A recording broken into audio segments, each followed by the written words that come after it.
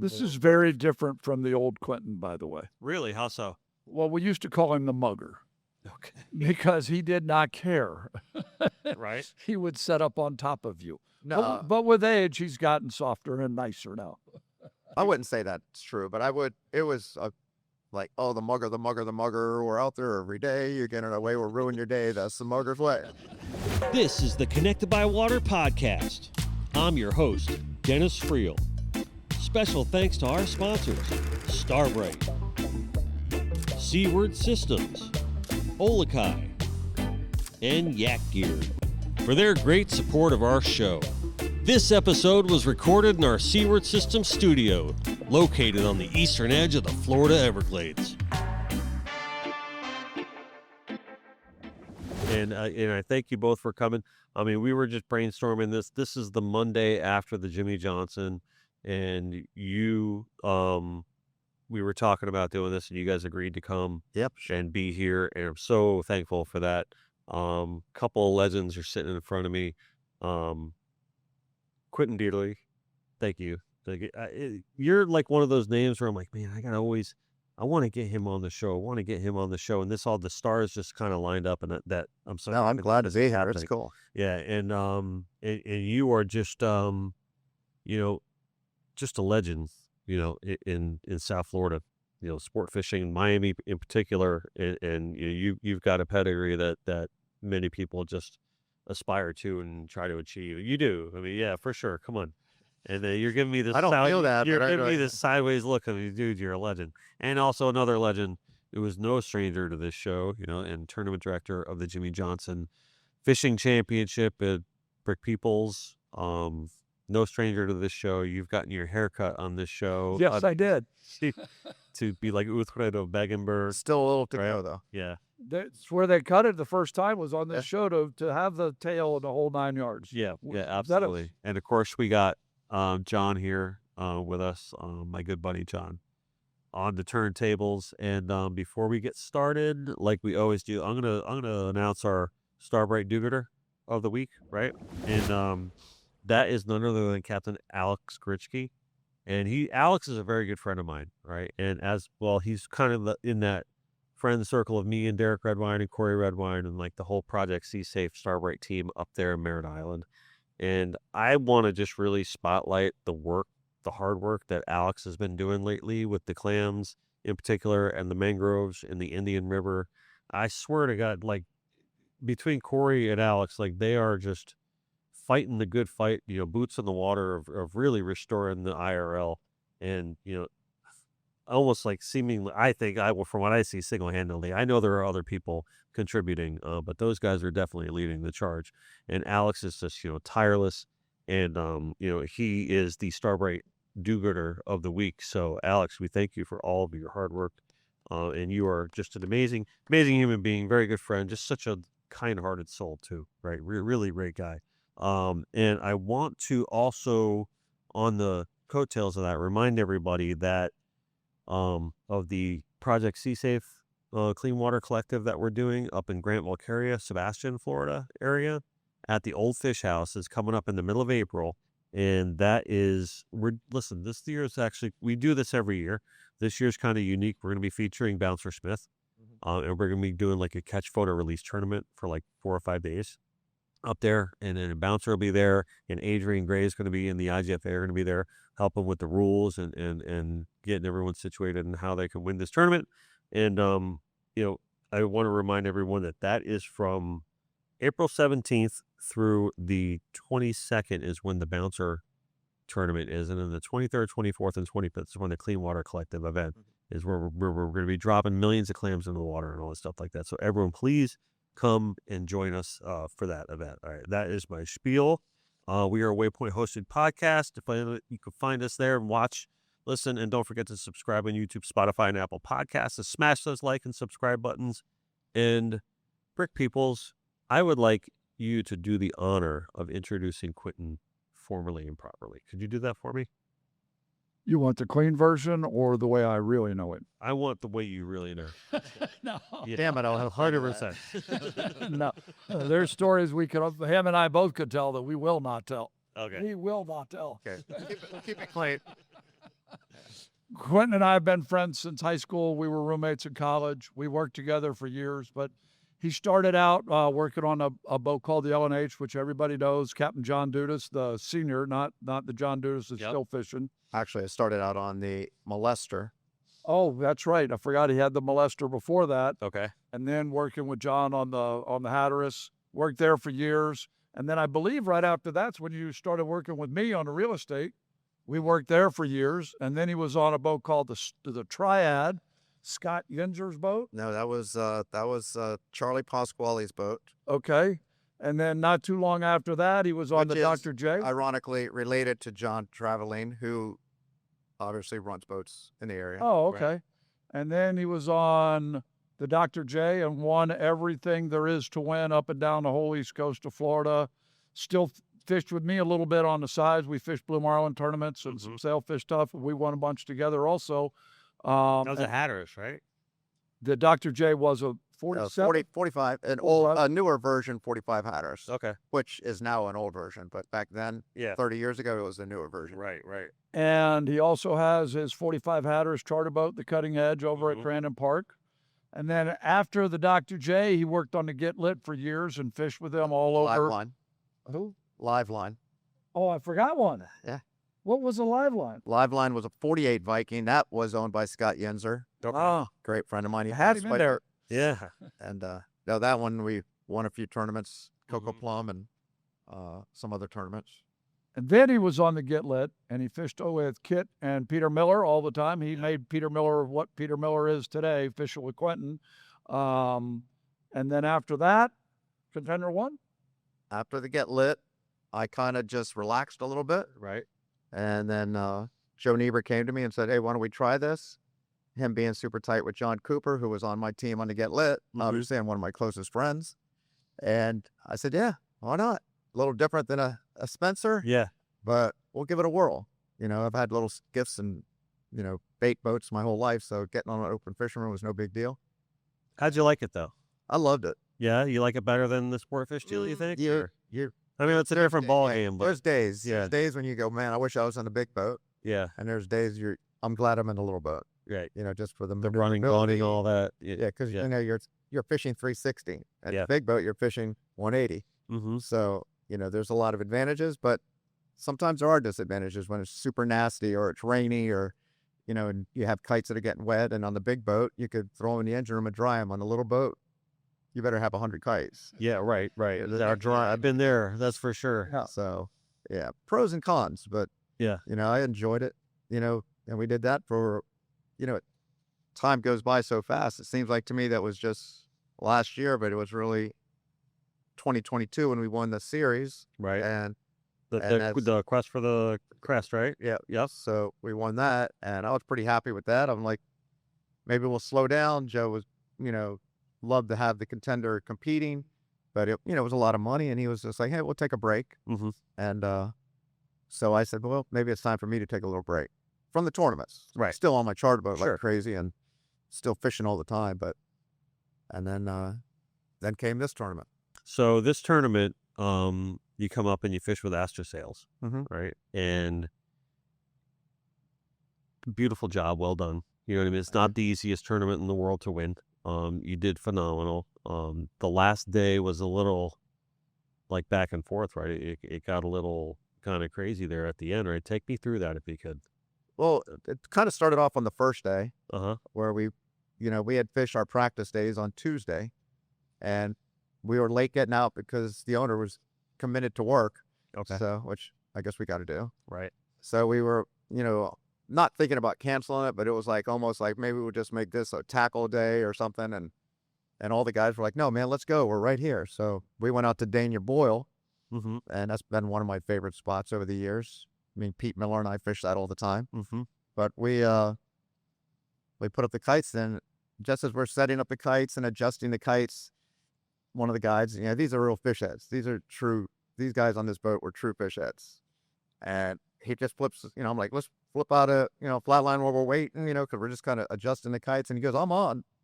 Really? Oh, that's a sail. Pull up on him with the next thing you know, it's like flat lines going out. We got triple. I ended up catching like 10 in an hour. Wow. I'm like, wow, this is pretty easy. Wow. So Feels we tried to keep pretty it easy. We could keep this kind of secret, but didn't work. Yeah. People figured it out. It wasn't my son up there with you? Yeah, Sir, so- he caught 11 in a couple hours. So Yeah, but so then on our second day of practice days, we always do like a semi-scout. We ride around, we look, we fish, we look, we fish. And, perception of many people is that, oh, you're going out there to kill it on the day before the tournament, where I've always been like, why would you do that? Right. You're trying to catch these fish tomorrow. Right, right. So we do kind of the opposite. Instead of going to find a place we want to fish, we try to find a place we don't want to fish. And that's kind of what we did. We rode around the Miami area, and I just went to spots that seemed to be good at a lot of times, but if they weren't, I'm like, okay, well, this area here just doesn't seem to be and it's sometimes holding the fish. It sounds stupid, like, are the fish here? But because the perception of a lot is that they're constantly moving.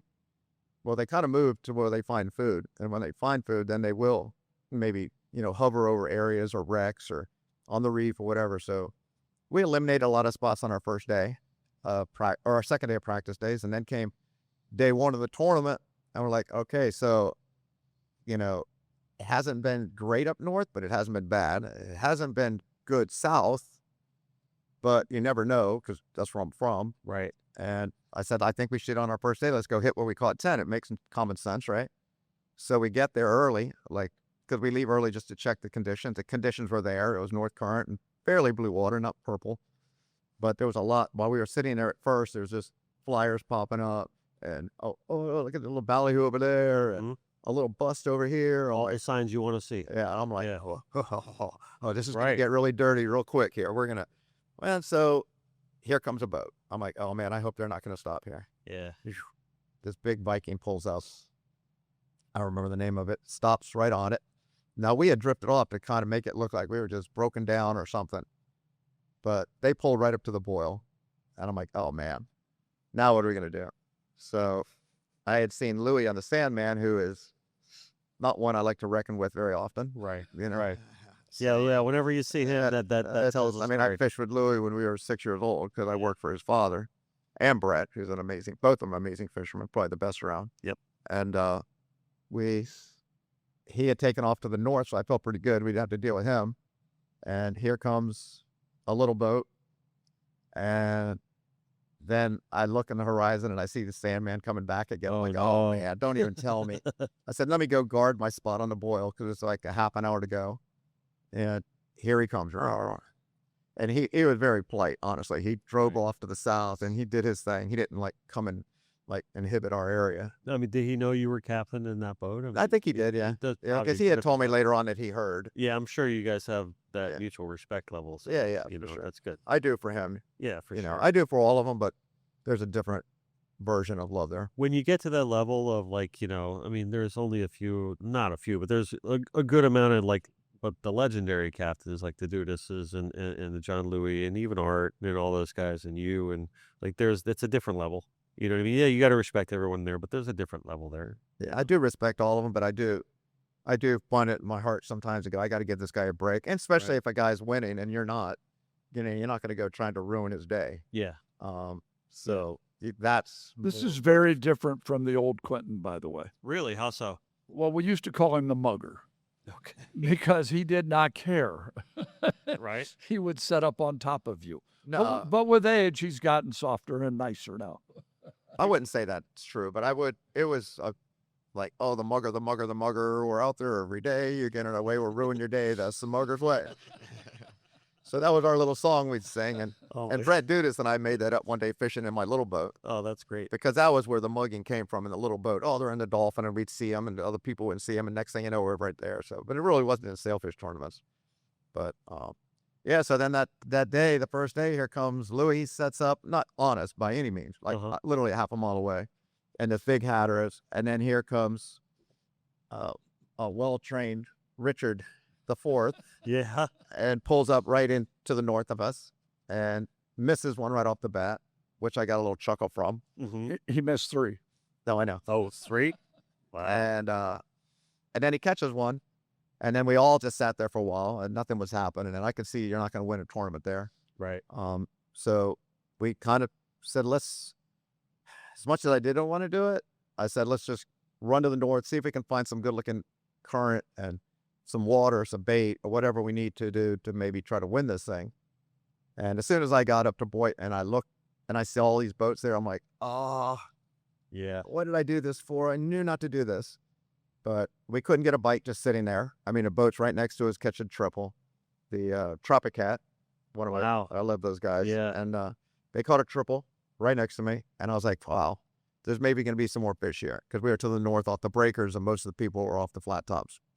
So we didn't get anything in about an So hour. you didn't stop at the Martini then? I did. I did? kind of hovered in that area, looked Yeah. around. There was a bunch of boats. Nobody was catching anything. And Okay. one of my buddies was there and he said, man, we haven't had a bite in an hour or two. Really? Yeah. So I'm like, even though I do love that spot at times. Yeah, it's a good spot.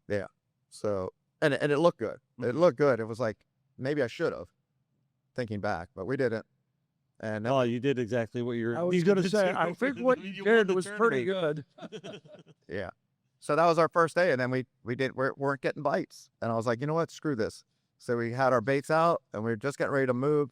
We kind of had them close to the boat and we looked in front of us and John McTurk was there on the bow because we had always said, you know, we run my charter boat with 6 baits on the top on the kite, a flat line, a midline with 1 mate.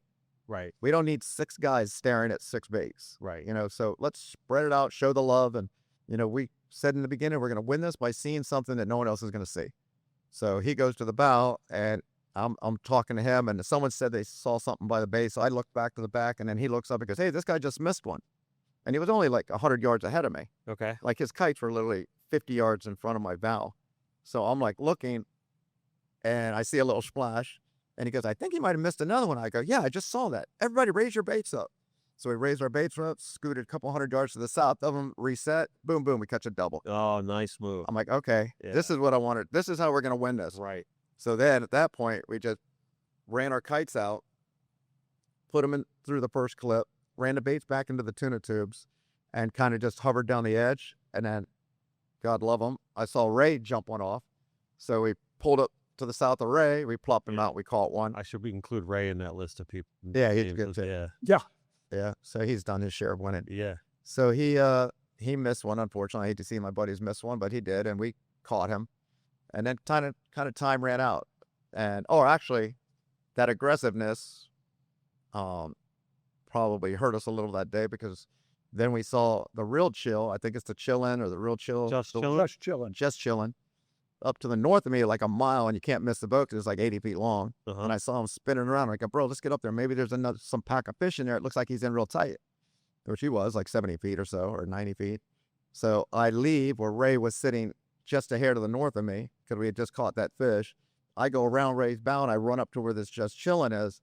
And as I leave, Ray has a 5-banger Wow. come through. And, you know, uncharacteristically, he only caught 2 out of it. Just some like fluke things that didn't go right. Right. So at that point, the end of the day was there. And what was cool about the team is we rode home like we won the tournament. These guys were like, hey, we're going to win the daily. We're dialed in. We got this. We're positive. We don't care. We know. And they were, I mean, some of the things they were doing, I can't even say, but I would say the one was drinking a shot out of one of the guy's boots. I'm like, oh, these guys are some hyenas. Wow. These guys are like Yeah. some fighting hyenas, right? The tiger bites you in the tail and you bite them back, you know? So I kind of had a good feeling. I guess these guys are tough. They're sitting in the back of this boat. The well's overflowing all of them. They're like, who cares? Yeah. It's just water. And we made it was rough. So Yeah, the whole tournament, we'd get spray and I just looked down like, hey, bro, it's just water. So that was kind of the thing. And then I was talking to a couple of the guys from the team afterwards at the awards, and you know, they were saying that they had a good time. He was to one of the owner, the young guy. Yeah, he was saying he's like we won the tournament, we did great, and I'm excited about that. He goes, but the best part was that we had like such a blast doing it at the same time. It was, and he couldn't have said many or enough nice things about you. no, That's for sure. No, I loved those guys. It was great. And then the second day, we start off a little rough. We get to the dock in the morning, and we do like we always do. Everybody's sharing in the duties of getting all the bait out, and one at a time into the well. And John and I had gone the day before the first practice day, rough as nasty, 25 out of the northeast in my bay boat. I'm like, bro, I just would feel better if we have another 100 baits. Right. He's like, I'll come down and help you because I know it's nasty. So he drives down from Lauderdale. We jump on my bait boat that I've had for 40 years, and we run out and we catch another like 100 sardines. And I'm thinking like, man, where are we going to put all these? I have a couple pens here, but we don't have any up there. I said, "Here, let's go back to my dock. We'll take a pen out of the water. We'll put it in your truck. You drive back to Lauderdale. Meet me in the slip. I'll take the bait boat up with the 100 sardines." This is after day one? This is after right before practice day. Right. Okay. Right. So, right. yeah, prepping for the tournament. But I kept thinking, man, if it still blows east like that, we may need a lot of small baits because the dolphin might move in. Yeah. And we're going to get eaten up. So he came. No one ever complained. We took our 100 sardines back up to Fort Lauderdale. We put them in the pen. Took me forever to get up there because I'm in a 23-foot boat and it's blowing 25, I think, out of the northeast. So I pounded my way up, taking care of the baits, and we dipped them out. Then I went into, 17th Street? Had a nice cold beer on the way home to celebrate. Can't lie. I had to do it. And waited for traffic to die out. And then that's how we started. But then on the second day in the morning, we were dipping our baits and we still had this 80 sardines in the pen. And I'm like, you know what? We have room to fit those in that big well in the front. This boat has this giant 150-gallon well in the front of the console. And they go, yeah, we could probably fit another 100 in there. I'm like, it's the last day. It's not going to matter what they look like at the end of the day. Let's just take them. Right. So we loaded another 100 sardines in there, and we literally left with 350 baits. Wow. And we came home with 3 dozen. Wow. Yeah. That's a lot of baits. That's hard work, though. That's Oh, it was you're working hard all day long. We never Ran all night. Yeah, if you're using up that much bait, you guys are moving. We never stopped. It was literally, the first hour probably was a little bit slow because there was an edge when we rode down. We rode to, how when you fished enough to know, and he's fished definitely enough to know that when you hit a point and you see some conditions, you just start going, oh boy, Yeah. it's about to get dirty. You better put on your working gloves, bro, because we're going to work right now. And I pulled up to the sea buoy and it was 3 knots of current, and it looked, the water was green, but something that Dan Kipnis told me close to 40 years ago is the color of the water is for the fishermen because the fish could care less. Right. So I'm like, you know what? I'm pretty good with this. So we rode down to the Sir Scott, set up there a bunch of boats. I saw no one catching anything. I'm like, nah, we're going dirty. And we just started, with that east wind, just a little bit out of the southeast, but we started drifting back in, and we looked in the binoculars. We see like 10 pelicans diving at Bowie. Mm-hmm. Everyone at first, when you see them from a distance, oh, is those hawks? Like, bro, I've seen that all week. I think they're pelicans. So we looked in the binocs. Yeah, they're pelicans. I was like, well, they're not just diving because they like to dive. Right. And there's probably not pilchards in that whole reef. So let's go. And we just slowly started tacking back. And now the dolphins start killing us in the I green was water. just about to ask you, since you're in the green water, where the dolphins. Here they come, bro. It was I like was just about to brigades of ask you dolphin that. coming down the line. Like, boom. And, it's tough because anybody that knows what you're doing is obviously looking for signs of fish. Yeah. And that's what you're there for. You're a hunter. And when you see a flyer pop up, you're like, you don't know what it's going to be. You got to be there. So 9 out of 10 times, probably not 9.5 out of 10 times, it was mahis. You get in there and here they come. Oh my God, there's 3 on your shore, 3 on they're on everything.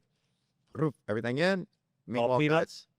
We had a couple like 10 pounders, Yeah, but okay. mostly, just barely legal, a little bit or whatever. We released most of them. I think we took 1 or 2 for dinner.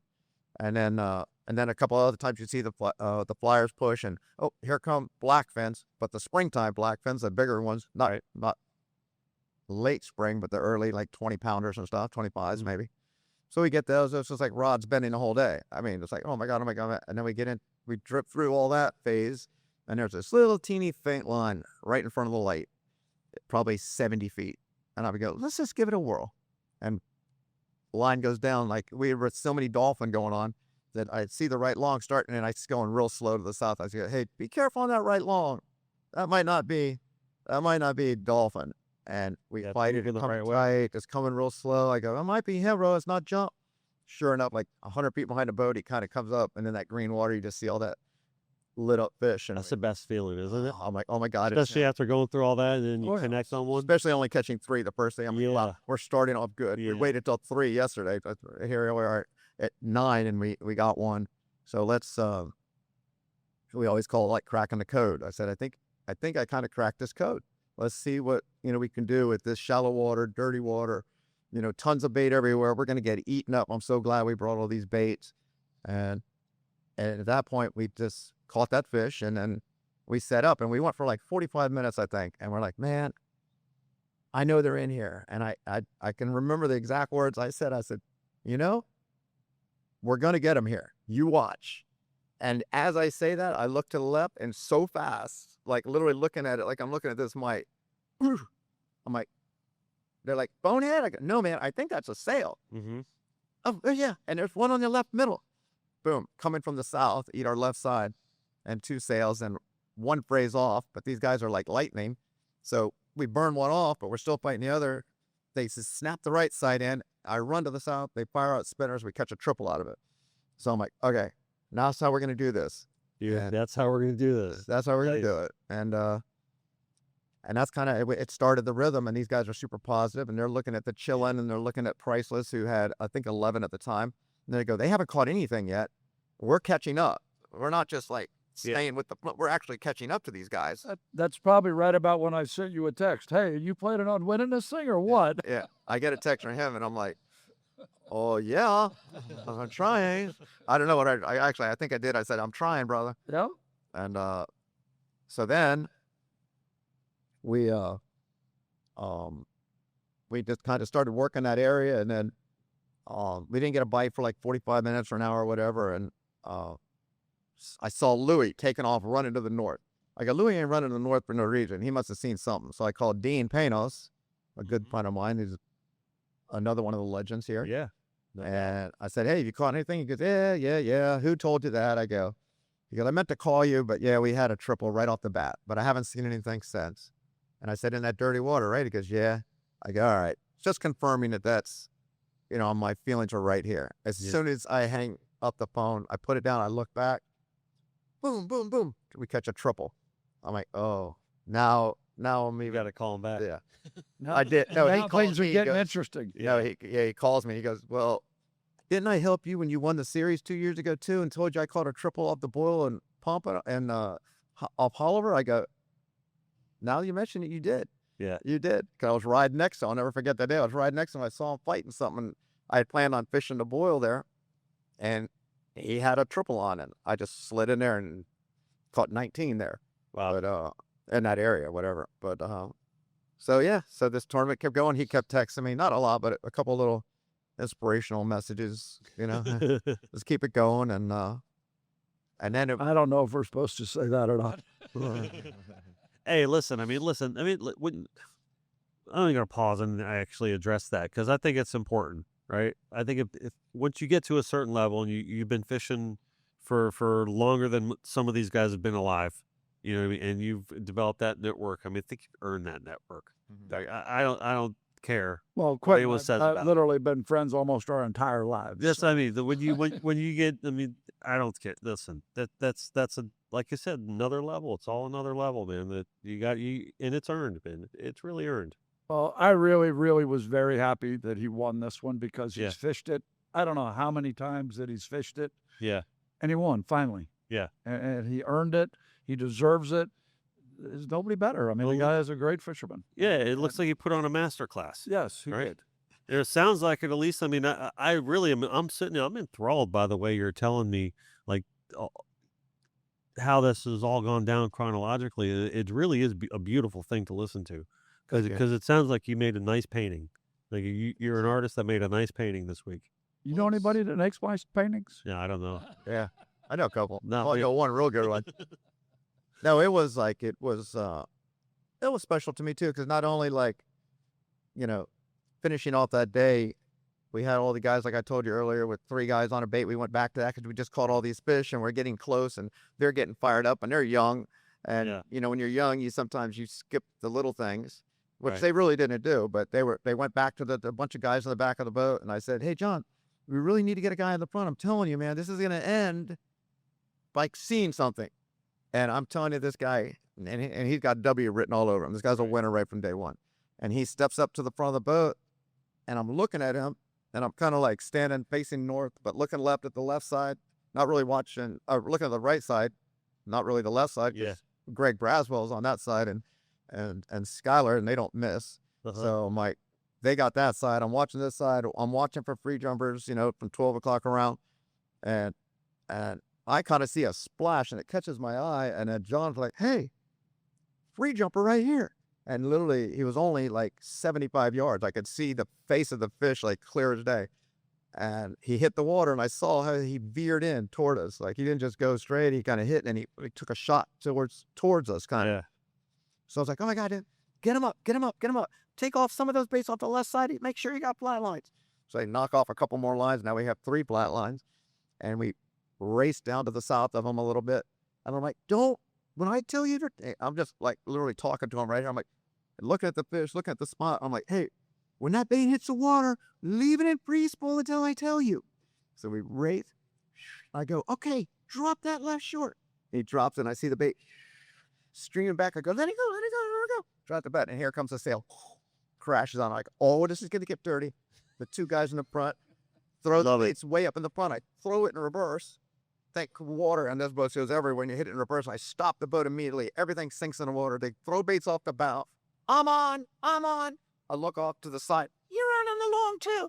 So now it's the middle, the middle and the long, because we took the short out. So I got the middle and the long hooked up, 2 on the flat, 1 each. John like threw it out, but the boat was still going. So the bait swam under the boat, eats it like right there, goes straight into between the motors and out, bust them off. Kind of, there was nothing anybody could do. It was there. We're like, You get me all jacked up. no, I'm like, this "No, is- forget it. Ready to go fishing tomorrow. Serious. No, I was like, forget it. Let's get back on these fish, dude. We need to get these fish. We can't light on those spinners. Put it on a pound of dry good. I don't care. Leave it all. Just don't lose all your line. So we zip. We catch 1 of them, and then we go get the 2 that were on the kite rods on the same leaders and everything, but that little more conventional, smoother drags than a spinner. And we get those 2 fish, and then the triple R was fighting, or 3 Rs, whatever, was fighting one. And they kind of, I guess at one point thought we didn't give them the room that they needed, because we're tournament fishing. When a guy's fighting a fish, you're trying to stay in front of him and keep baiting and hoping there's more fish there. We were still 50 yards away from him, but he wasn't really moving because he caught a fish, and I'm like, "Hey, keep it moving. Get out of the way. My fish is coming into your boat." And he didn't really want to move, but whatever. We stopped the boat, put a little more pressure on him. He jumped up. We raced in like 30 knots, literally on a plane. Really? Like, Or reel. Get a guy in the bow. Get Skylar. he's 6'5". Get Skylar in the bow. It grabs the leader, we get him. And I'm like, Listen, I'm gonna say right now, also probably most likely, shout out to your cameraman "Oh, he was for amazing." getting that one. No, he was George. Because that had to have been a tough shot right there. When it started off, he was George. Yeah. By the end of the tournament, he was King George. That's what his nickname. He became King George about halfway through the day. He was making this unbelievable. You imagine like that though, because And they had great videos, as opposed to when he was on the Contender 1, their videos were absolutely horrible. But on this one, they were great videos. We even had one, I think it was just underwater, right? Yep. Yeah, because we had one and he wouldn't jump. Or he jumped in the beginning, but it was like 3 or 4 fish. It's like, who knows who's what? And so I was like, shine it on the guy in the face and then put it in the water. He's like, shh. yeah. And then grabbed it, popped it. I was like, "Oh, bro, we just caught a crop. We needed to stay on it." But then we kind of got a little bit mugged by it. Here's what I like about all this story. Now, I don't know if you know the rules. Rules are 7 lines in the water. at Yes, one I do time. know. You hear him saying, "You got to bring that one in. You got to bring You that gotta one bring in. it on. You bring make it sure up, those bring are it up before the Okay, other so one's we got- going. So we could throw spinners. They paid attention. You know, Right. It sounds like they only had 7 lines in the water at a Yeah. time. Well, that was when you said you brought the 3 up and then put the 3 in. No, we bring That's the 'em in. first thing I thought of. No, Well, that's what I meant. That's what I mean. Like when you brought it in. Because Yeah. when we watch video, I look for things like that. For sure. Did they have too many baits in the water? Yeah. I Well, looked. King George was actually calling that out. "Okay, we got 7 in the water. That's it. Nice. All right, let's catch this." You like to see that. You like to hear guys playing by the rules. But Quinton's been doing it 100 years, and he's not going to break the rules. I mean, in all these years, they've caught me like 4 times cheating, and I don't think that's that bet for 40 years. That's, Oh, shut up. I gotta admit, my dad told me in 4th grade, "Son, it's better you cheat than have to repeat." Exactly. Oh man. My guy is taught the you that in teacher. college, too.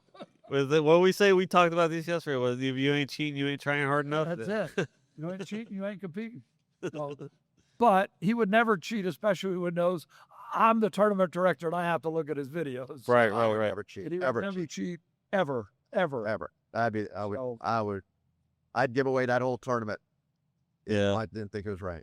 You know, I mean, listen, I mean, nothing's worse than going through all that and putting forth all the effort and then having to get a fish DQ'd. I mean, Oh, you certainly. know, and I'm sure that you've lived that probably more times than you care I to don't think care I to ever want had to. one DQ. You know, we had a guy in a tournament, and I can't even remember who it was. I wish I'd have brought my papers with me, that actually called and said, hey, that last fish we caught, I want to DQ it.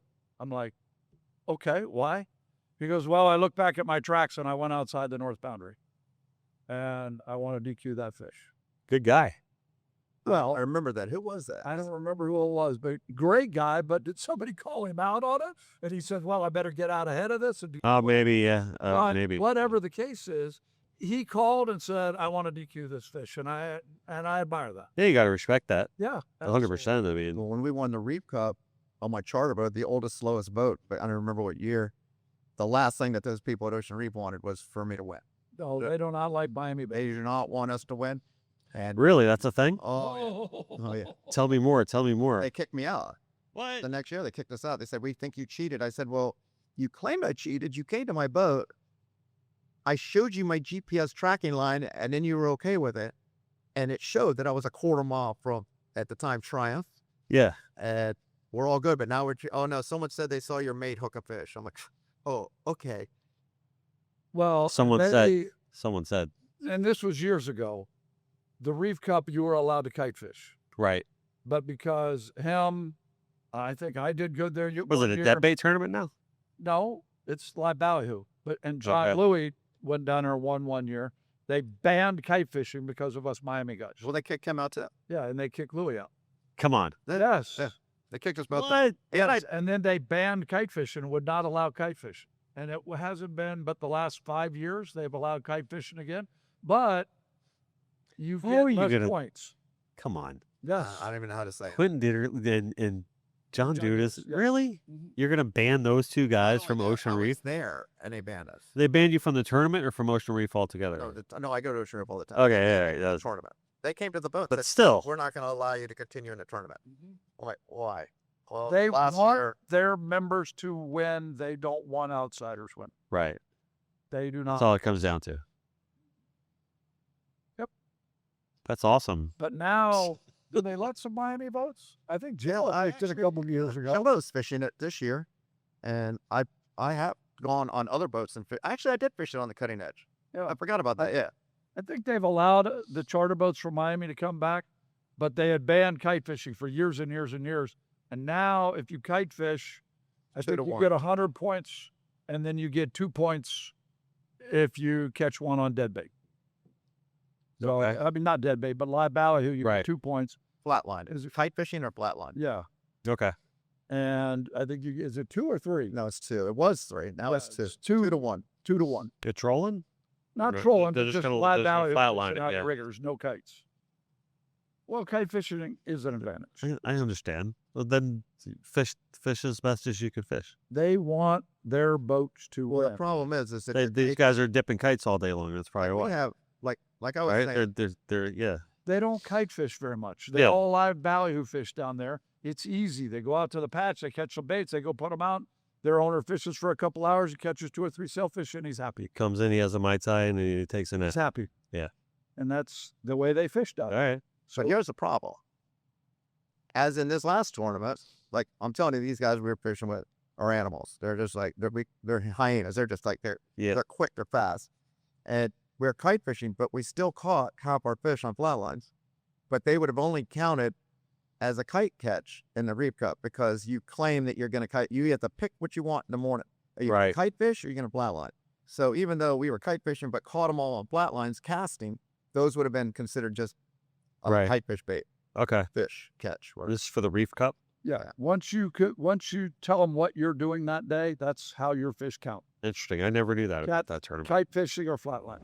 Before we get back to the show, here's something I use every time I fill up a tank. I add Startron enzyme fuel treatment from Starbright to my fuel for my boat, lawnmower, anything with an engine.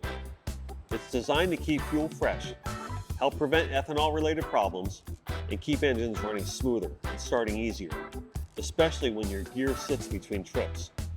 You can find Startron enzyme treatment at most tackle shops and even Walmart in the automotive section. Add it every fill-up and keep your engines ready for next time you're ready to hit the water. Let me ask you a question. So, this is something that I think is pretty cool about your career and just growing up down in South Florida and then taking it to the level that you've taken it to, both of you guys. How, I don't want to say how cool was it, but what was your experience like? Describe it as best as you can coming up through that John Dudas tree. Right? There's like a Belichick tree, you know what I mean? And all that, you know. In So, all honesty, we were just talking about this. I was trying to You go won't tell down. the truth here. No, I was honestly going back and I was trying to think like, because when I started fishing with Captain John Sr., Louis and Brett were like 6 years old. mm-hmm. And we had the boat out of his house and my dad made it for him. My dad was a school teacher and he was just made it for fun, but to make some extra money. And then there was a couple other school teacher guys working. It was just like these older guys working with Captain John, who was younger at the time. Mm-hmm. And little Louis and little Brett running around getting rods and loading the boat. And it was like this little team of people we had, but then it became to where I was mating and Jerry the Gav I'd be Saturday, Jerry would be Sunday. Okay. He was a school teacher, so we only did Saturday, Sundays. For years, we did that. But when you look at back now of the people that kind of went from him, from Louis, from Brett, from my boat to where they are now, he was almost the root. Yeah. In all That's honesty. why I asked that, and that's why I said the Belichick tree. I kind of There figured. was almost I don't know Yeah. anybody like he was with Frank Godwin, and so there's that. And there's a big spread out from working with Frank Godwin, the same type of thing Right. working with him. But I think that more like that group was like Frank was really known for being just a hardcore fisherman, and the mates he had, Bric, and some of the other guys that he had were all hardcore. But he was more as I'm on the reef guy. Mm-hmm. I'm trolling the reef. I'm taking that boat into a spot that I got to back out of, trolling the wire. And where Captain John was more of the offshore, the guru that could read the water, the one that knew where the baits were, the one that was so ready that it was just retarded. I mean, it was just like, Well, and I think, and correct me if I'm wrong, but back then, Frank, we traveled more to the Bahamas than John did. We did a lot more marlin fishing Okay. than they did back then. And so Frank liked the reef when we were here. So you guys were marlin fishing together? Yeah, we Yeah, fished together okay. for years. Yeah. Nice. we actually won the Hemingway when you were on the real estate that year, right? Yeah. And I was on the Mary Joe, Uh-huh. which is now the L&H. Okay. And I remember being in the bridge and it was rough as crap. And they caught I don't know, 300-pound blue. And we were so competitive, like, we're not letting them take that fish. I'm putting out bigger bait. We were fishing these little lures because we had just won a bunch of tournaments in the Bahamas. So I'm like, no, we're going to put out some big long range stuff. We're going to pick up our speed, but the bigger ones like the faster stuff. But it was so rough, you really couldn't go that fast. So we're going. All of a sudden, the whole rig, 6.5 hours later, we catch a 500-pounder and win the whole thing. Wow. And yeah, it was a lady angler. Do you have a preference? Like Oh, marlin, sailfish? Like you trolling for marlin? I mean, or kite fishing for sails? have I mean, preference. what's I don't know if he does. your I'd preference? rather catch blue marlin than anything. Blue marlin, all that. That's there's something different about If that. I had to fish one type of fish for the rest of my life, I'd want to fish blue marlin. Hands down. Yeah, I'd probably do both, but I like the sail fishing for the quick action, the bite. Mhm. I mean, to me, sail fishing is summarized in like one word: the bite. 2 words: bite. The bite. Yeah. You know, that bite. There's nothing like it when you're sitting there and you go, oh, there he is on the right shore. I mean, I've been doing this since I was 12. Yeah. It's like, oh no, there he is on the right now. And those guys always on the Get Lit Cap always used to make fun of me. He goes, every time Q sees a sail, he goes, ooh, ooh, ooh. Oh, ooh, ooh, right short. You know, it's funny because the sail fishing to me, like this tournament especially, it's almost like it's that numbers game, right? And it's like you're really like a sport. It's a different kind of sport, but it's just like you're playing that numbers game. It's almost like basketball versus hockey. Hockey's a low scoring game, and every goal is like, you know, it's like blue marlin. You know what I mean? But like basketball, you're like trying to outnumber But the guy. blue like, marlin, because got it's the whole all thing. loose now, is turning into the same thing. It's all turn it into it. Yeah, it is. There are Right. still a few kill tournaments, like our Atlantic City that's coming up in July. Right. That's a kill tournament also. Yeah. We kill, the biggest white, the biggest blue, the biggest sail. I mean, the biggest tuna. Mm-hmm. So we do have a big weigh-in up there. You've been? Yeah. No, it's epic. that's actually it's pretty cool. Like the weigh-in at the end of the day, it's a little different than the end of a sailfish tournament. There's that exciting crowd moment. And you're weighing fish, and there's that big kind of Yeah, you got a couple thousand celebration people standing around watching, and Yeah. it's a lot of fun. Yeah, it's also like it's a different culture up there in that Mid-Atlantic region. that was the first thing that I recognized. Like when we went up there for that first year, I was like, because I've never really spent much time in fishing Mid-Atlantic or anything like that. Like I was just telling someone at the table at the awards, I'm like, you realize like I have never caught a striped bass before in my entire life, right? We're supposed to like rectify that, and they're like, really? They couldn't believe it because up there, that's like normal. it's That's like like snook catching fishing, dolphins. right? Yeah. So it's like they couldn't believe it. I'm like, no, I've never really fished off Montauk or or anything like that. But yeah, the culture is very different. You better have your rules tight. Yeah. Better have the IGFA representative right there, and probably not a bad idea to have your lawyer on speed dial Seriously. because they want to argue everything. Yeah. And they're running out far. Yeah. 60, 80 miles, 100 miles. Well, our boundaries are 120, 130. Yeah. So a lot of guys go 130 miles out Yeah. and then turn around and come all the way back. Oh, you talk about long days. Yeah. What's your guys? I'm really curious, like, because I think about this a lot too. Like there's eras to the fishing culture, right? Over the years, the decades and everything, and things transfer over time. And I think we've actually transferred recently out of one into like a new one. But where do you kind of find like today's era of fishing compared to 2 or 3 eras ago, from a standpoint of, I don't want to say popularity, but just authenticity? Like a lot of people in the scene that might be in it because of social media, or might be in it because they're getting into something that they don't really understand yet, and they're getting into it with a lot of money, and then but before, I think guys were getting into it more for Careers. like exactly, like just like getting into it for a living. Like this is where my heart is, my passion is, and I think other guys are getting into it for the glory of it. Right? Am I wrong for like saying it like that? I think that they may get in it for that, but I think they become addicted real fast. Okay. And I think that someone, oh my God, my big fast 39 contender and I'm the king. Right. And they get humbled real quick a lot of times. But then when they do become successful, it's very addicting. And that's not just social media, it's just everything. Yeah. It's just the feeling you get walking around. I mean, I can remember when I was a kid in high school fishing on my little whaler for sailfish out there by myself, trying to fight them on 6-pound tests and almost sinking and dying 2 or 3 times. And Is that the whaler we rebuilt in your garage? Yeah. And no one knew I was out fishing. Right. No one even knew. I didn't care. There was no way of no one knowing. I just knew what I caught. And then I was like honestly, I could say when you say like the tree that Duda's family created, because all of them have been a part of it, is it's bringing you from a baby to a man real quick. I turn in from a little kid to an adult ass guy from 12 to 15 years old. Yeah. I mean, people look at me like, oh, you work with John Duda Sr.? I'm like, yeah, why? Oh, I yelled that all day long, like I did. Oh yeah, I literally almost be in tears someday going home. Really? Started. It was so hard, and it was. Frank was the same way. Frank and I got in a fist fight on the dock one day. Did you really? Oh yeah. Who won? We got broken up by a guy named Gary Mick, but I was holding my own. All right. Yeah. All right. So they were yellers. Okay. I know. So this. I would say strict. All right. So because this leads me to something else I wanted to ask you too, right? Because we talk about it every now and then on the show, like what's like, because some guys prefer that method, some guys prefer the cool and calm method and everything like that. And it sounds like your crew that you were on for this tournament were relaxed. Oh yeah. Like, for the most part, right? And I see an advantage to that, right? 100%. As when your crew is relaxed, and a lot of times I think people from the bridge could yell their way out of a fish, right? 100%. And you don't take me as a yeller, but I could be wrong. Is where are you at with that?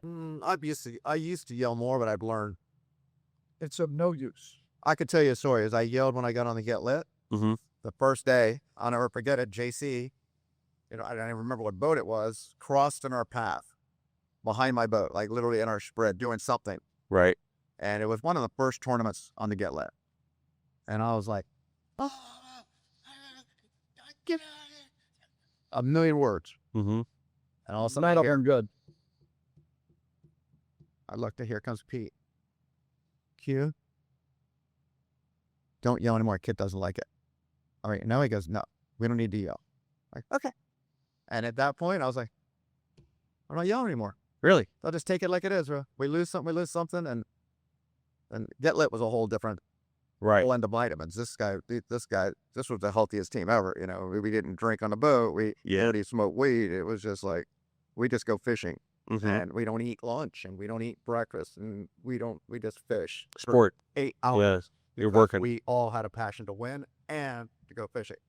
Yeah. So Those sounded like pretty good years, oh yeah, right. right? And I just said Peter was the previous episode. We just had Peter on, and he talked nothing but, glorious things about those days on the Get Lit, and we went into some things. I mean, you have some good stories for us about the Get Lit. I'd love to hear some if you got him. Millions of. But I will say this: like what Bric said yesterday is maybe I helped Pete get where he is today. Yeah. I think that Pete helped me get where Really? he got today, just because of he's very Because he's so handsome. it's good looking. He told me a way to cut my hair a couple times, and he'd probably take me in the bathroom right now and spray some oil in my hair to flatten it out or something. But that didn't work. Yeah.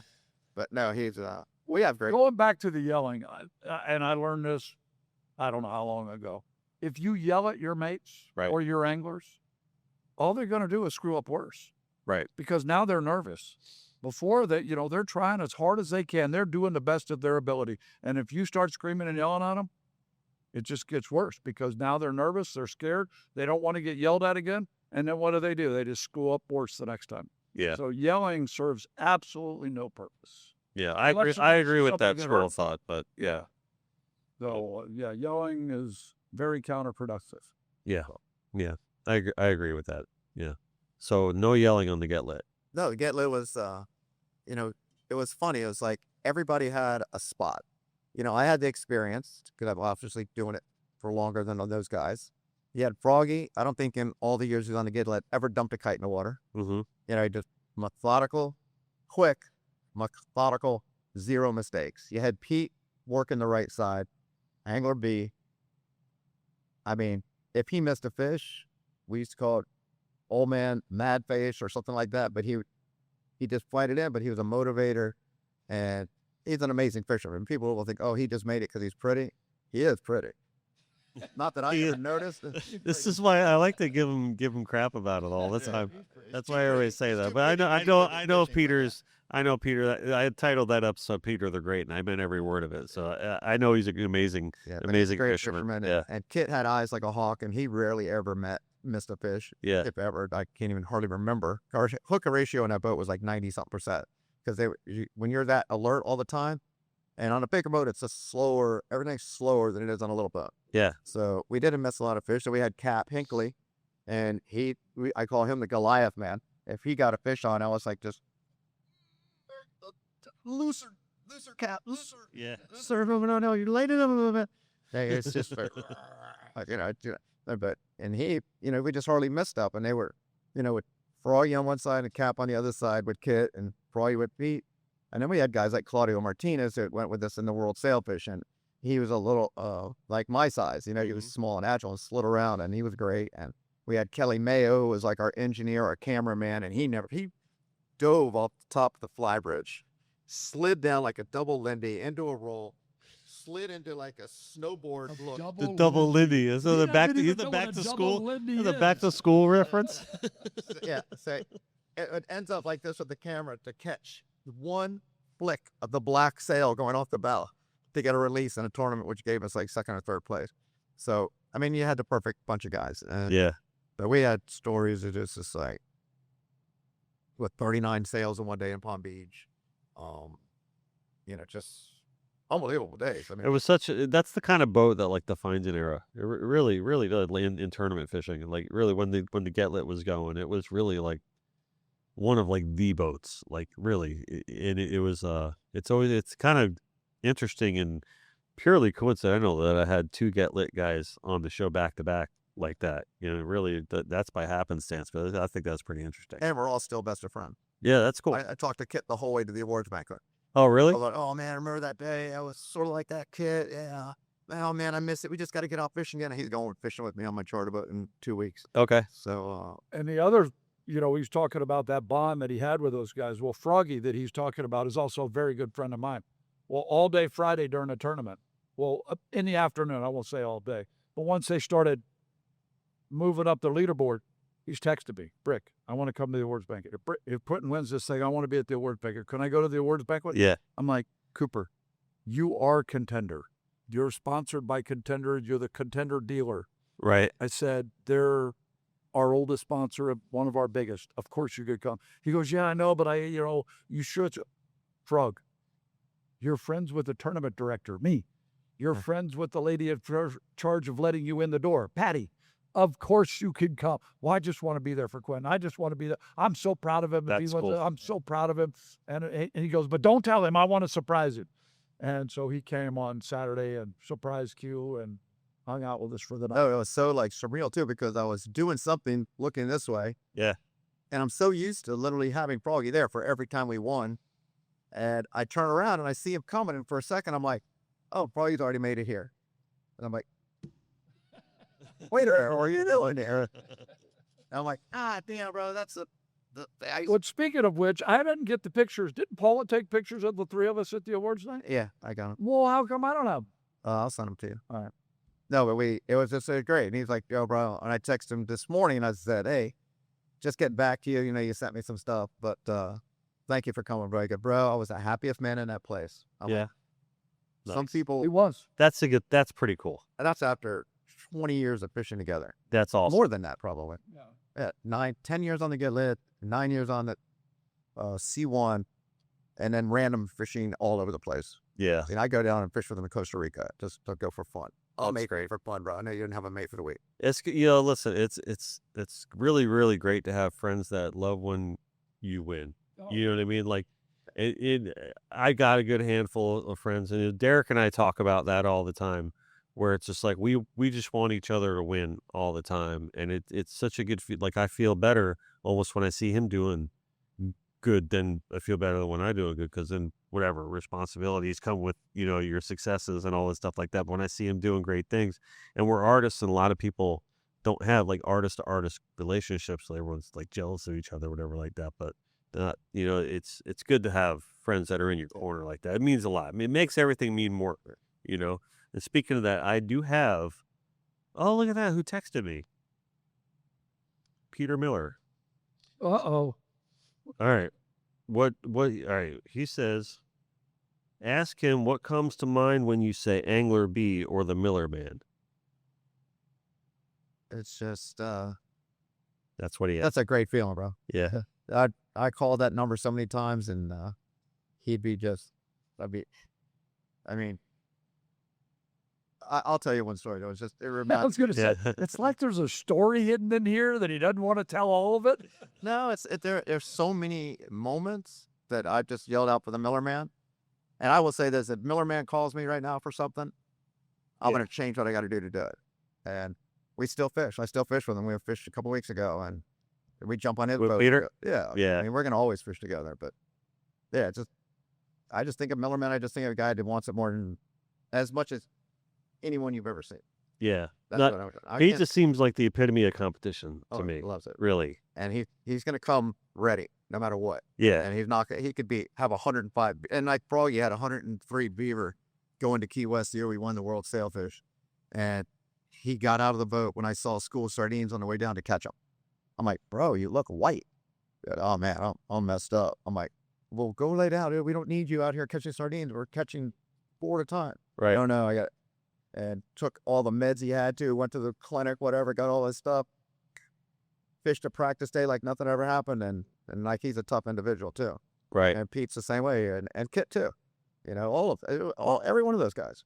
It's Yeah. just like, you're gonna make it happen one way or the other. It's like on one hand you want to say, well, that's what it takes to win, but the other hand, really, what it comes down to is passion, right? I think is really what it Passion, comes down hard to. work, Yeah, and being ready. Preparation is. that's what luck is, right? When the preparation meets opportunity, it's all it is. Well, and I think that goes back to what you asked earlier about the different eras. And I Right. think a lot of this era that we have now, and I think as guys like Quinton and I, it's our responsibility to teach these younger kids coming up.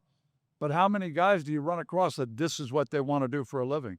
Not very many. Right. I mean, and this, it's Most funny. of them are college I'm so kids. glad you're looping back to that, because I probably didn't ask that in the really the best way. Like what I think I fumbled over my words a little bit when that came out of my mouth. But I'm glad you looped that back in, because I think that's kind of what I'm getting at. Like, are there people that is dedicated? And it wasn't like the glitz and glam days back in like 80s, 90s, like even 2000s. That's why I say social media. That's why, Brian, I hate saying, "Oh, now with social media," I hate saying that. You know what I Social mean? media has anything But I to think do it puts people more in the forefront of, you know what I mean? It's not really true life kind of thing, and people just want to have appearances rather than the reality of. Well, I Because think they there's the wanna grind do too. it. You talk about the passion, the grind, They and don't all have the. that grind. That's what I'm For saying. the most part, I don't think that a lot of these kids come out and have that grind like we did and like some of them do. They come out and they say, "Wow, I can make good money doing this while I'm in college, or while I'm taking my courses online," and then then they're going to go on with their career, whatever that is that they're studying in college. And there's not a lot of kids that, hey, this is what I want to do for a living. Yeah. I mean, I don't know. How about the kids on your charter boat? Is this what their life's It's not that bad. Like 4 or 5 of the guys that really do. I mean, I have Greg Yappa, who is one of my great mates, and Mm-hmm. he's like, I just want to be on the boat and I want to do this. And after a year of the grind, he was like, this is a lot of work. The money's not what I thought, but I love the fishing. So he's an attorney now, and he has his own CV, and he kills it. He goes out sword fight all the time, and he's a great fisherman from the lessons that we all learned together, I would say. Mm-hmm. And I have some mates that are still running charter boats and still, working on private boats and all that. But I love hearing, like, I talked to we all know him, Jason Robinson. I talked to Jason, Love him. good friend of mine, and then I just love like what he's been doing lately, just because he's one of those guys that is just putting in the time and just really working hard to make it. And He comes down to Miami and mates for me some. yeah, I mean, he's just a good dude that just wants to work hard and make people he takes out fishing happy, but he wants to really. He's one of those guys that wants to really make it in this. I mean, he's made it, but I'm just saying, like, become like legend status, what I mean? And if he keeps working at it, he will. I just think this generation that's out there now just doesn't, I don't know, they just don't have the grind. Yeah. They don't have the passion that we had or that some of the other guys, had growing up. Yeah. I can make good money doing this, and that's what I'm going to do. Yeah. And it's not the same as what we used there to are a have. few of them. There's Yeah. a few, but I mean, how hard is it to find a mate right now? It's hard, but the whole thing too about when you're talking about the passion and the glory and all that, there's a way of looking at things, and you can always tell someone that they start at ground 1, Mm-hmm. ground 4, and it starts with bait. I own a bait boat, Right. that I pay for, that I gas up, that I catch bait with for my charter boat, so my charters don't have to sit and wait for bait. I supplied every single bait except for a few gog eyes, which I greatly appreciate John and the guys went out and caught the gogs because they're better up here. Mm-hmm. But we caught all the bait.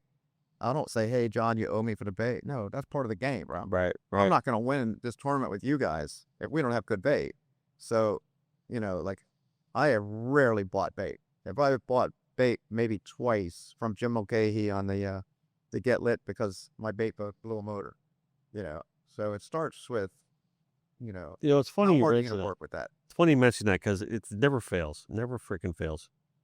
Every episode, I'm talking fishing with like a legendary guy like yourself.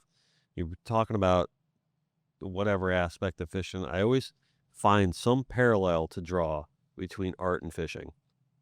Oh, yeah. Because fishing's an art. It really is. 100%. Right. So, but I always find some parallel, because it's like the difference. Like if you're just going to go to like Michael's Arts and Crafts and buy some cheap ass canvas on the wall and do a painting, right, with whatever paint they have out, or if you were really going to the art store, you're going to buy the good paint. You're going to mix all the custom colors yourself, because you know exactly what combinations that you need to create the right painting.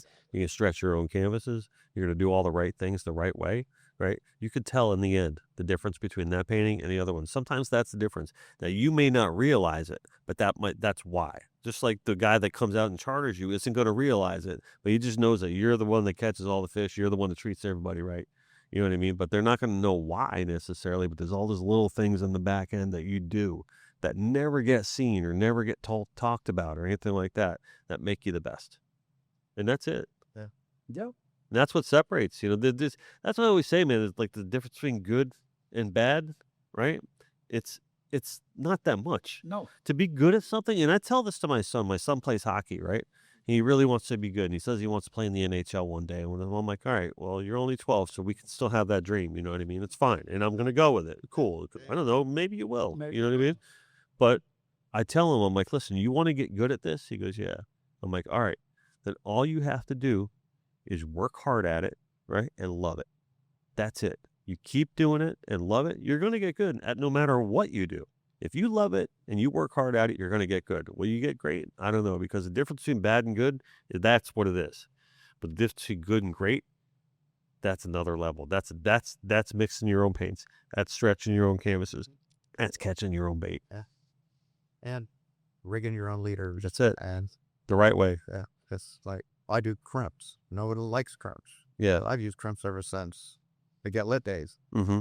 So on this trip, I brought all my crimps. I said, hey, there's nothing wrong with what you have. I'm just bringing what I have. If you like it, use it. If not, I don't care, as long as you think you're going to do well with what you got.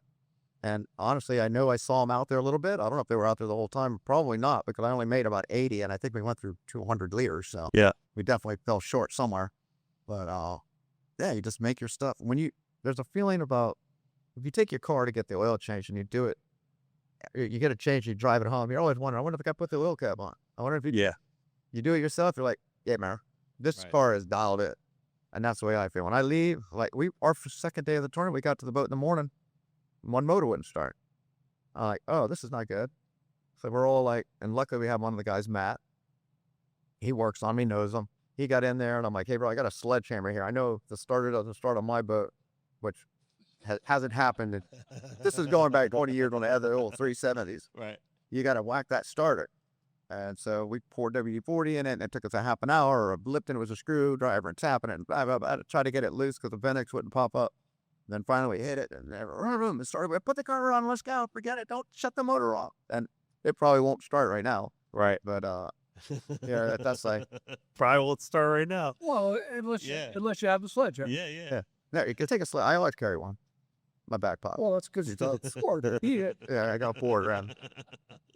I got another message for you. Hold on a second. Uh-oh. Peter knows we're talking right now, by the way. But that's not the message. Here's this message. All right. Let's see if I got my volume cranked up. Let's see. Hey, Q, how's Hagatha doing? Did you hear that? Bouncer. Yeah. Agatha's in bad shape right now. I'm gonna say the. Q, how's Hagatha doing? There you go. I want to say it a little louder. Agatha's an old joke that we used to play. I was on the radio one day and it was slow, and someone was asking something, and I'm like, Hey, this is John.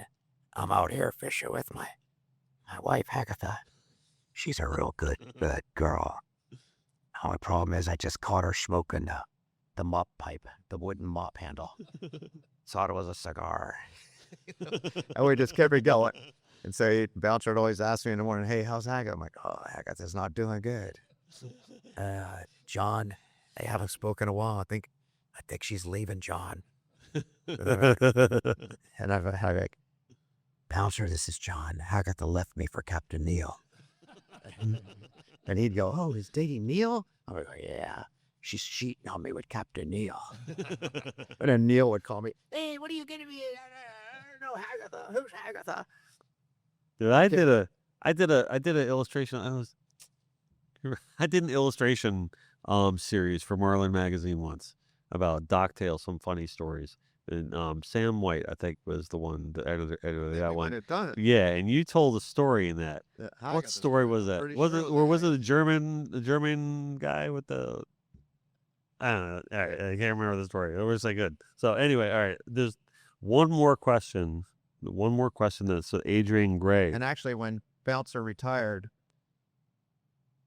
they made a doll, a Haggatha doll to give him. No. Sitting at the chair, we backed up, and I forget who it was that did the doll. I don't remember. I can't remember. I don't remember if it was our guys that did it or who did it, but they threw him the Haggatha doll, and he had it, and he said he still had it. I don't know. Yeah. He probably does somewhere. Who knows? He's probably got it in a box somewhere. Yeah. So I ask, all right, there's a question that I ask a lot of guys. I actually didn't ask Peter this. I totally forgot. I was gonna remind you. Yeah, thank you. So anytime I get like the great ones that I respect the most here on the show, I really want to know the answer to this question, right? And then what's your one that got away? Everyone's got one. What's your one that got away? Like what's the one that keeps you up at night, the one you wish you had back? Oh, I could tell you one that we were together In Bimini. with my dad. We were fishing with my dad. Yeah. You guys both have it together? Oh, yeah.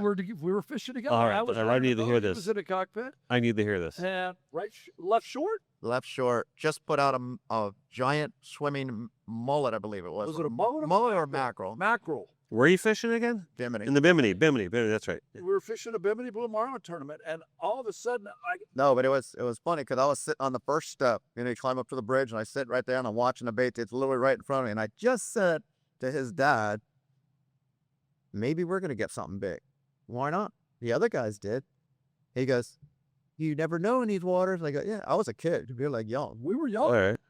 And I just remember, as clear as day, there was a picture in the Complete Angler of a black marlin coming up with the mackerel in his mouth.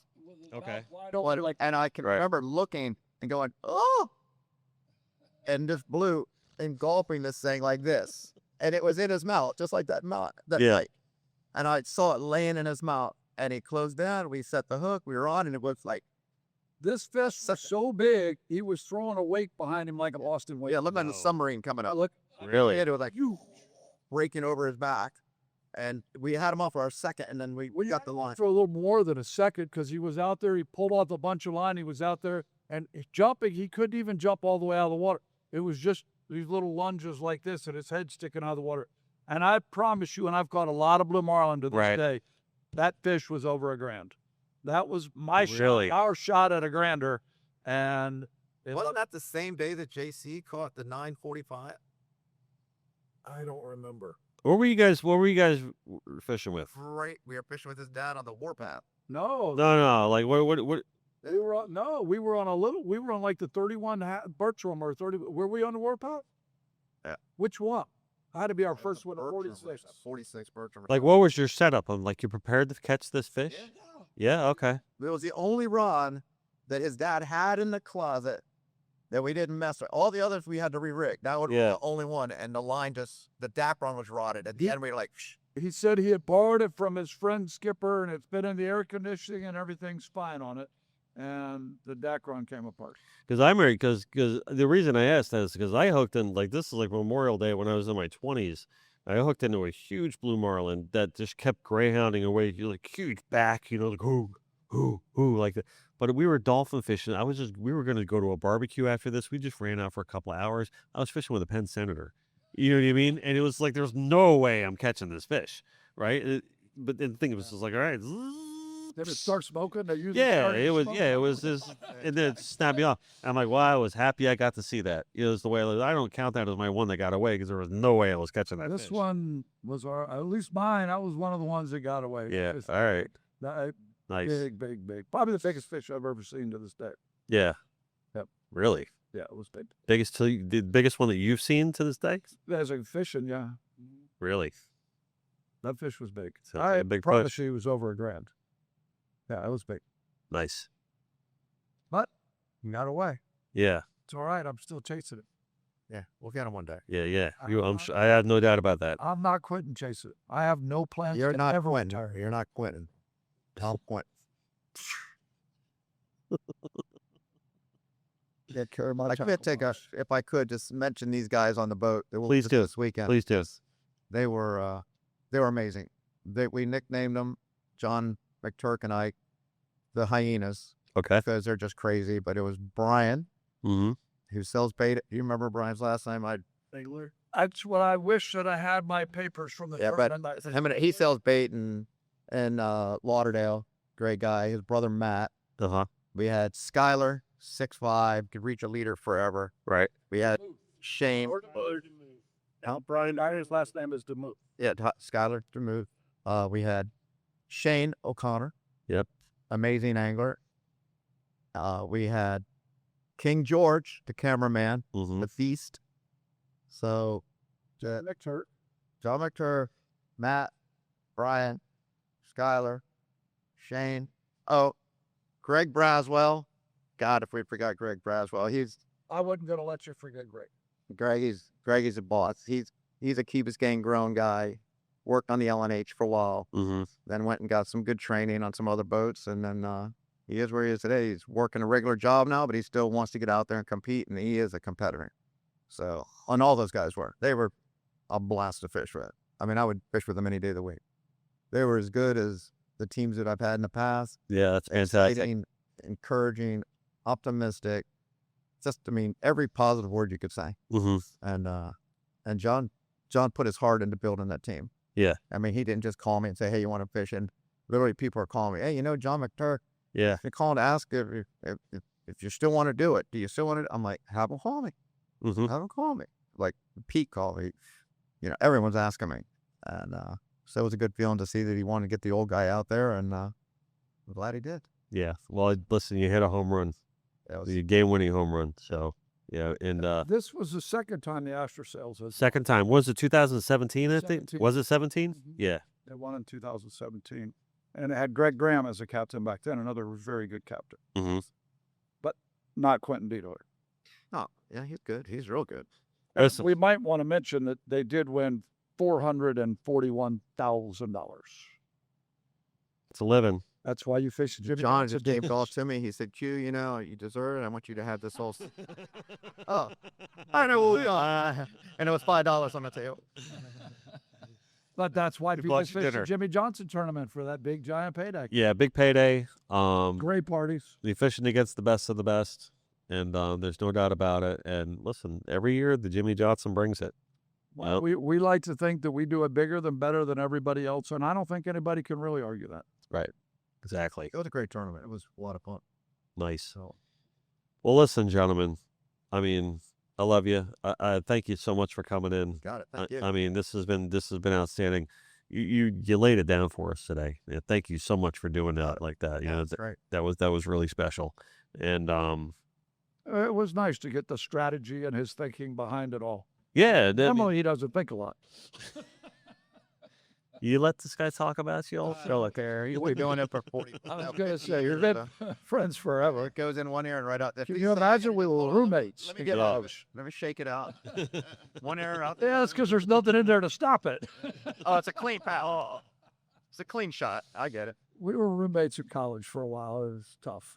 Yeah, we didn't really talk about your college don't sailors, want to. but you No. know, I was in the briefing with Bric. He's like, "We're not going there." Oh, I could just tell you No. this. You tell me this. Tell me this. Tell me this. No, tell the story about the 5-gallon buckets. No. You better stop. Now, this is not that bad, though. Oh, Richard. okay. This is more or less like 5-gallon bucket. That's- Bric had to have everything. Like, if you wanted mayonnaise, it had to be Hellman's. If you wanted ketchup, it had to be Heinz. If you wanted toilet paper. He is a very particular individual. I am ADD. So my other roommate, Mike Stacey, and I, who I love dearly, him and I hated the fact of that because we didn't have as much money. So we would buy the cheapest crap you could at Albertson, and we would take it, pour his stuff out, pour the cheap stuff in his jar, and we'd take the good stuff. We'd take the toilet paper, we'd switch it with some crap that we found at Albertson, and we'd be enjoying all the good stuff just because I could have cared less what it tasted like, but just Yeah. to know that he's bragging about his awesome mayo and mayonnaise and Like other Duke's stuff. mayonnaise now, by the way.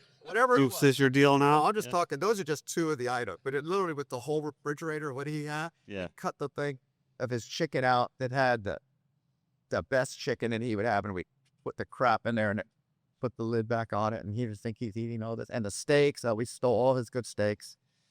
Yeah. My roommate. There's this one time, I will tell this story. Albertsons steaks. No, this story.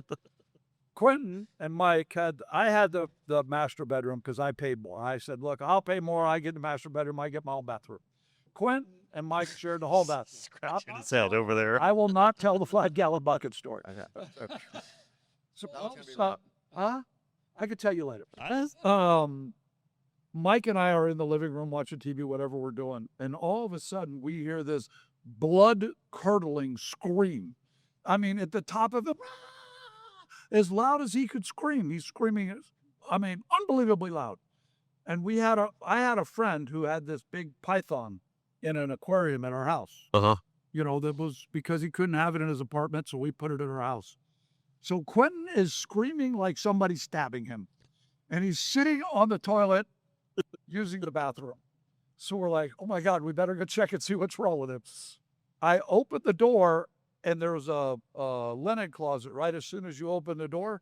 And the door on the linen closet is cracked open a little bit. And all I could see is the head of this python sticking a foot out of the closet. Right in my face. I was sitting on the toilet. I couldn't move. I'm afraid, and the thing is like right here. I'm You're like, taking a dump? yeah, I'll fix it a little. And I mean, the snake's 10 feet You long. get this thing out of here, bro. This thing's gonna bite my face. And so, I mean, the thing's just sitting there. Dude, I can relate. I hate snakes. Oh, I can't say it. Yeah. We all hated them. Yeah. You're afraid to move. Yeah. I didn't want to move my hand. He bite you right in the face. So this snake is just sitting there, his head's going back and forth like that. And I look over at Stace and said, this is bad. We got to do something here. And he goes, well, what are we going to do? I said, well, I'm going to try to grab it right behind his head. He goes, all right, you do it. While I'm sitting there on a toilet. Quinn is still screaming, get this goddamn thing out of here. So I said, okay, here we go. And I grabbed that thing, and I got a little too far back, and he turned around, and he bit me right here. No. Oh, my God. No. Oh, I had 22 little pinholes all the way How around. big is that snake? 10 foot? Oh. Yes. But I Oh, managed to see, grab he it with took this one hand, for you, man. and I don't know got it how with- That's much a- that's he a seemed friend. Like it, but I fed him a little something special the next day. He had a glass of bourbon. Yeah. I'll let Rodney Barretto know when we have him on the show in a few Oh, weeks. my God. I'm not going python hunting now. I'd caught one. So that was one of our How tales. about when we from college. decided to move, and we No, couldn't figure out a way. no. We couldn't figure out a way of getting all the stuff out of the house. Right? We got a hammer, and we started breaking it up in the living room into pieces and burning it in the fireplace. Well, the couch caught on fire, and next thing you know, there's 30 fire trucks in front Stop of the it. house. Oh yeah, the whole house would We black. put the dining room table. It was from my mom, and they got it at Spain or something. But these chairs had these high ladder backs on them. In Spain or And so we something. broke them off and threw them in a fire. Well, we were already too drunk. We didn't realize that they were plastic. No. Yeah, so we had the Maybe water, they didn't get them to Spain. They were straight out of Miami. the water hose. But, We Like, ran yeah. outside. The flames are going out of the fireplace and up the wall like this. And we ran outside. We got the water hose, and we're hosing it down. Water's pouring out onto the carpet. Those things came from Opalaka, dude. Maybe. And I mean, the house from here, 2 feet, all the way to the ceiling, the whole ceiling, completely black, black, black. The entire house. We Way threw our, further down. Who owned this house? we don't know. We rented. He rented We it. rented it. We all jumped in our trucks, packed our stuff, and we left. And we didn't get our security. Lost your deposit. Yeah, we didn't get that back. Imagine that. Oh, well. Wow. Well, that wasn't good. Oh, that's what you get at Florida State. That's the education you get. After all 4 years, that's what we got. Yeah, we Burn our furniture in the fireplace. Yeah, we could sit here for another 2 hours telling stories that probably would end up. No, that would no. So for the supplemental podcast, you can go to Bric's website. So, all right, listen, we're going to shut her down. Thank you guys so much for coming. Like, really, really means a lot. got it. It was fun. And quingratulations once again. Thank Quint- you. Appreciate it. Like, that's the phenomenal show. Well played, my friend. Thank you. And in your team, like they did such a great job. So, Thank you. um, I'm sure they say thank you too. listen, we're gonna end this like we always do, right? Your ego is not your amigo. Always do your best. At the end of the day, just let God do the rest, and do not ever forget that no matter where we are, no matter what we're doing, we are all connected by by water. Thank you, sir.